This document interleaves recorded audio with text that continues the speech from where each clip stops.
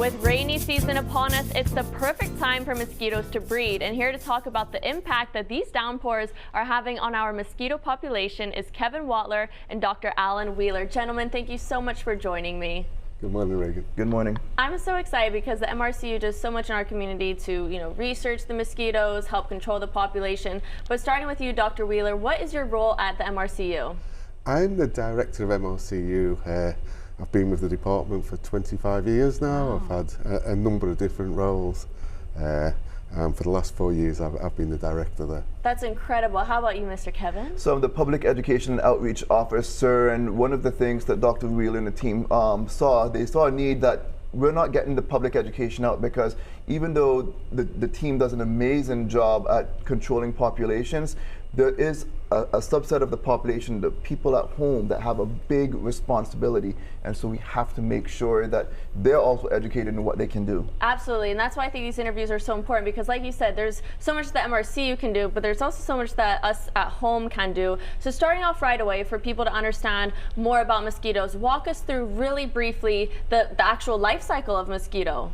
Dr. Wheeler, yeah? Okay, well, adult mosquito, the first thing mosquito, the first stage of the life cycle is the egg. Mm-hmm. The eggs hatch when submerged in water, whether it's rainfall or tidal, and then they form, the first thing is called an L1 larvae, mm-hmm. which is a first stage larvae.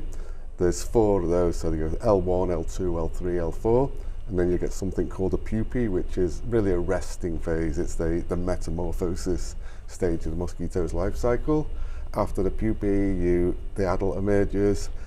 Only females need blood. They need the blood for... Oh, interesting. Yeah, they need that to develop the egg. So it's not male mosquitoes that bite, no, it's only females? No, males don't bite. They're just vegetarian sugar feeders. Really nice guys. And fun fact, not all mosquitoes bite. We have about close to 20 different types of mosquitoes on the island. Probably about a handful of them are the ones that are actually biting.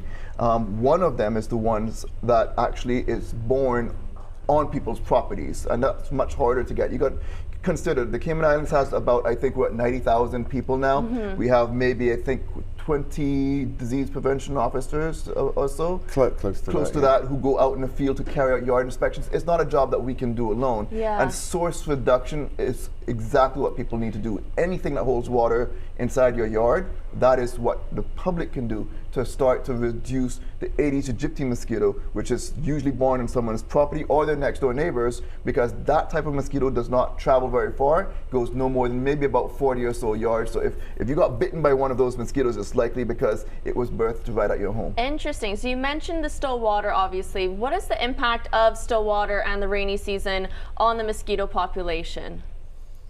Okay, really we have 2 main types of mosquito. Okay. There's the swamp mosquito, so when we get high tides or heavy rainfall, like we had last Sunday, we had heavy rainfall, which I think is the start of the mosquito season, so we're expecting mosquitoes to be coming off now. And then in addition to those mosquitoes, which don't transmit disease, but they're the nuisance mosquito. They're the ones that are biting you pretty much 15 minutes past sunset. Those mosquitoes come out. Whereas the Aedes aegypti mosquito will breed around houses, as Kevin said. It really doesn't take much water for those things to start breeding, so we'll find them all year round in things like buckets, pails, barrels that people use to store water. Now I have to ask, something in Cayman that we have a lot of is brackish water. So do mosquitoes only, and then you mentioned the tides as well, so do they only breed in fresh water, or can they breed in salt, brackish, fresh? They've got a really high tolerance for different salt concentrations. Wow. They can go from, as I said, if it's pure rainfall, that's fresh water, mm-hmm. they can survive in that, and they can also survive in tidal water. That is so interesting. I really thought it was only, the fresh rainfall, but it just shows you how much we don't really know about populations. I didn't even know that there was 20. So going back to you, Mr. Kevin, the MRCU does so much, not just during rainy season, but take us through the ways that you all are helping to bring down the mosquito population. Absolutely. So we have prevention officers and research officers that go into the field. There's a team that goes into the swamps. We have people going into people's yards, carrying out yard inspections. We also have people just carrying out surveillance, just anywhere on the island. We have our aerial operations that also take care of larger acreage of properties. And so we just use all of this together to then be able to form a proper mosquito response plan in order to eliminate as many breeding sites as we can do. One of the things that we also really have a big focus on is the research element, because we need to know what type of mosquito is out there. Again, we have different species, and so we have to make sure that the way we're treating is targeting those type of mosquitoes, because the treatment does vary depending on what type of activity you have out there. Absolutely. So you mentioned the aerial and everything, but something that was really interesting that you and I talked about earlier, offset and everything, was you guys going into the swamps and doing these 1-minute bite tests. Can you briefly tell us about that? Because that completely blew my mind. Dr. Wheeler, you have a lot more experience. And I saw the videos and I was squirming. Yeah, they're pretty well standard part of our work, where we have crews that go out whenever we're expecting mosquitoes in the swamp. The crews will go out and perform what we call a landing catch. And like the biting rates can get pretty painful when it, we're all just like squirming on this couch right now. But the truth is, once you've done it a few times, it just doesn't bother you anymore. I mean, well, I know that MRCU does so much, you mentioned the research, the aerial, the, helping control the populations, but what can people do at home during rainy season to control the population? Anything with holding water. It could be your children's toys, it could be a tarp, it could be a bucket, anything that holds the slightest bit of water. If you walk it properly at least once a week and eliminate that water, you just dump it. That is all we're asking people to do. Well, there is one more thing.